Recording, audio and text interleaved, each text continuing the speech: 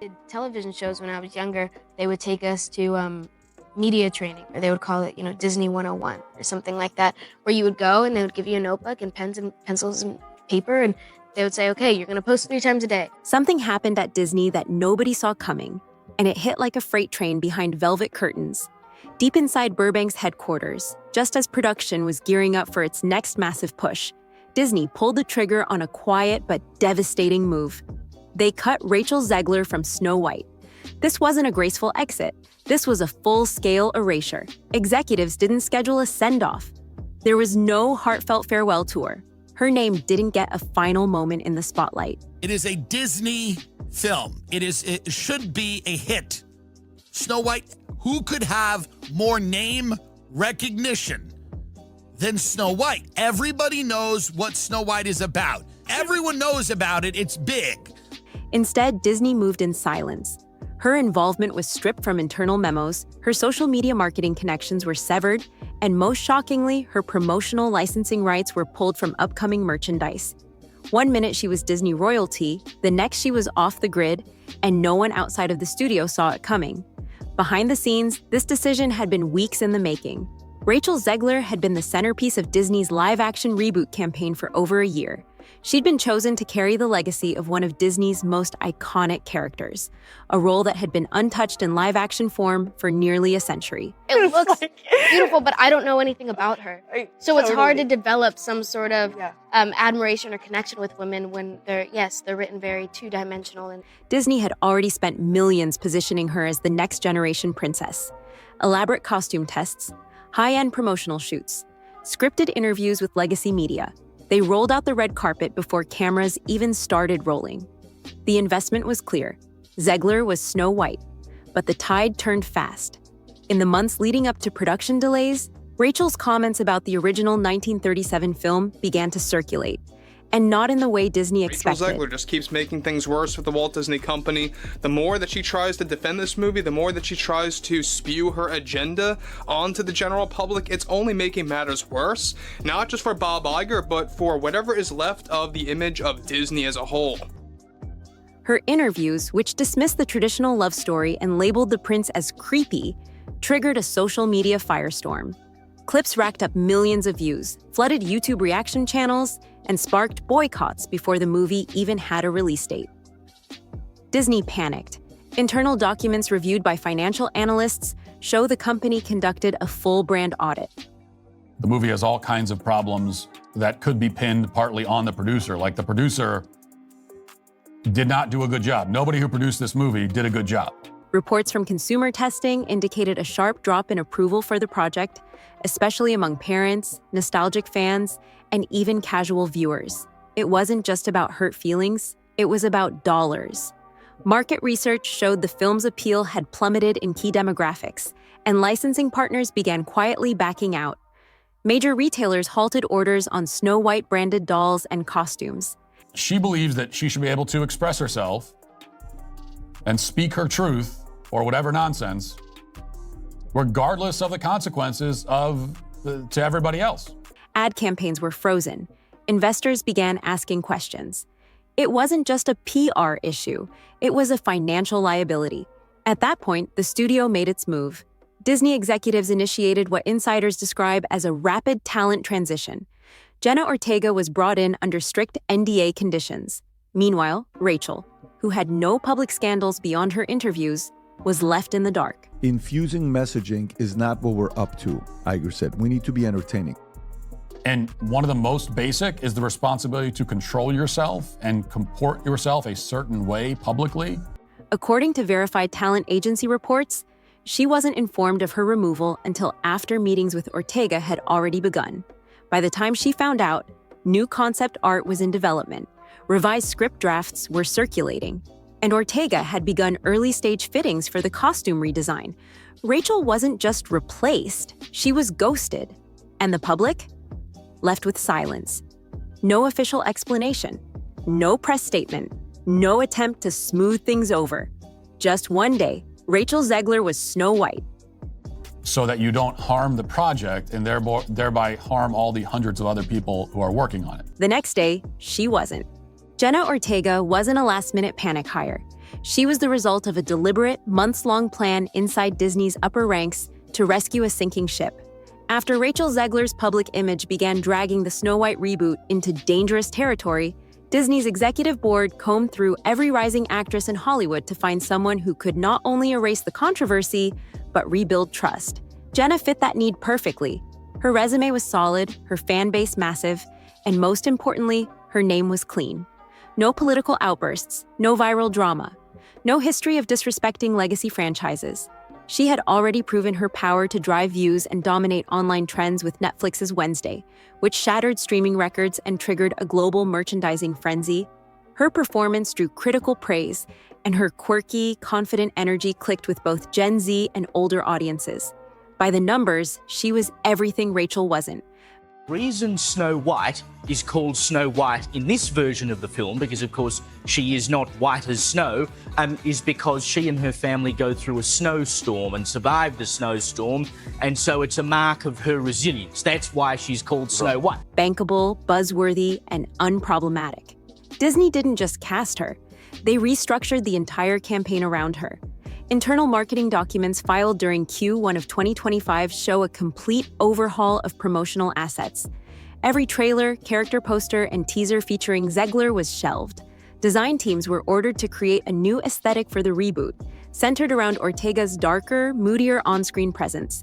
Think vintage meets modern fairy tale, with a splash of Tim Burton edge. Reports from production confirmed that even the original costume design, tailored for Rachel's lighter tone, was scrapped. In its place, Disney began developing a new wardrobe line meant to reflect a return to the classic roots of Snow White. Elegant, warm, timeless. The message was clear. This version wouldn't mock the original. It would honor it. But Ortega brought more than just clean press. She brought momentum. Her name alone trends weekly on social platforms. She's talented, she's attractive, she's got skill. But there are a lot of actresses in Hollywood who bring all that to the table and are not going to absolutely sabotage your work. Every hairstyle, every outfit, every red carpet look becomes a topic of global conversation. With her, Disney didn't just get a talented actress, they got a walking marketing engine. Unlike Zegler, who faced weekly backlash for her interviews and sarcastic takes on the material, Jenna's media presence is carefully curated. She rarely strays off message. She lets the work speak. For a brand as massive and image-conscious as Disney, that kind of restraint is golden. As production ramped up with Ortega at the center, Disney's tone shifted too. Company statements began to subtly reframe their approach. They stopped pushing the modern reimagining narrative and started emphasizing legacy, heart, and magic. Legal documents from Disney's marketing division outline new audience targeting strategies, reconnect with older fans, appeal to family households, and market the film as a return to Disney's golden age of storytelling. It wasn't just about avoiding controversy anymore. It was about restoring faith. Everything about Jenna's casting screamed course correction, from the studio's internal decision-making to the contract negotiations. EV Magazine wrote on X, when you compare how Rachel Zegler spoke about Snow White to how other actresses who played live-action Disney princesses spoke about their character, really underlines just how poorly she carried herself. To the merchandising rollout, it became crystal clear. She wasn't there to play Snow White as Rachel Zegler had. She was there to replace Rachel Zegler entirely, both in the role and in the public imagination. This wasn't just a new face, it was a full reset button, pushed hard and fast with billions of dollars and Disney's crumbling reputation on the line. What happened next wasn't just a pivot, it was a purge. Disney didn't just recast a lead actress, they launched a full-scale internal operation to wipe the slate clean.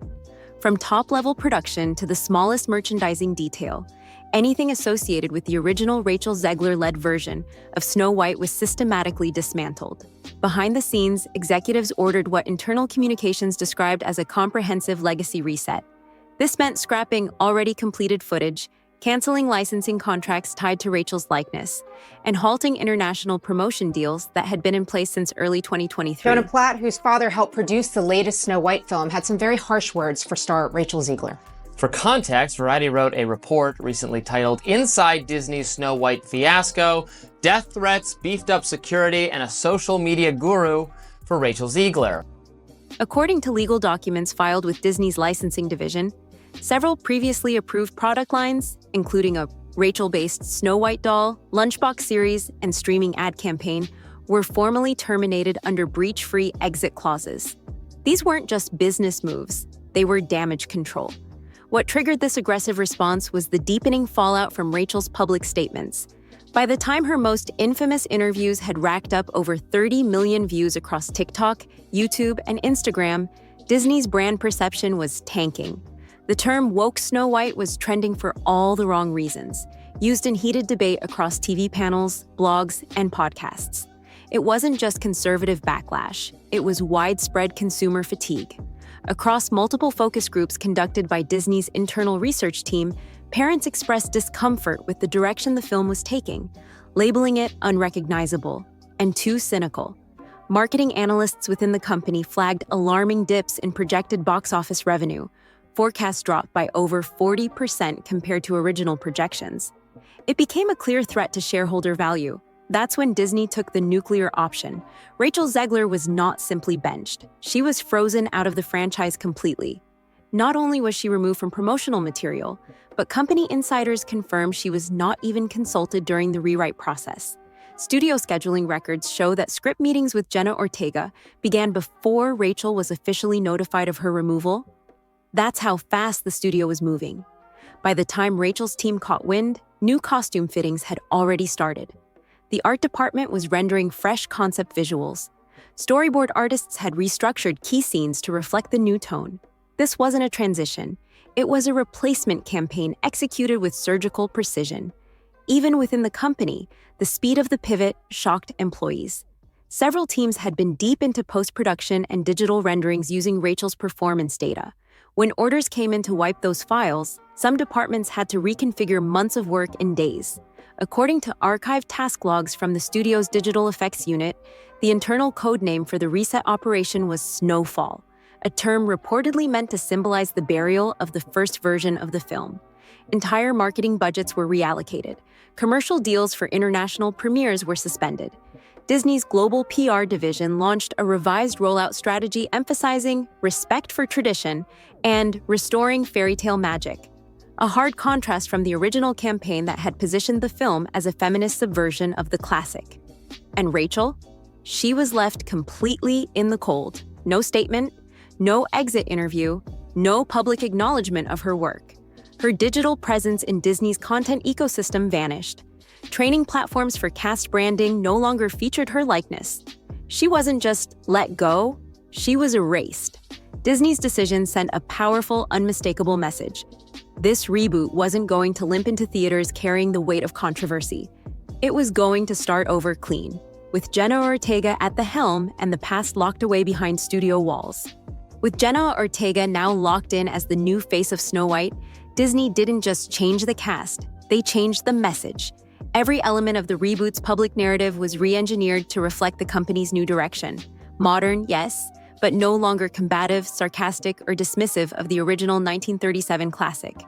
This was no longer a film reimagining Snow White for a new generation by tearing down the old one. This was a film meant to honor its roots, reconnect with legacy fans, and gently introduce modern themes without insulting the past.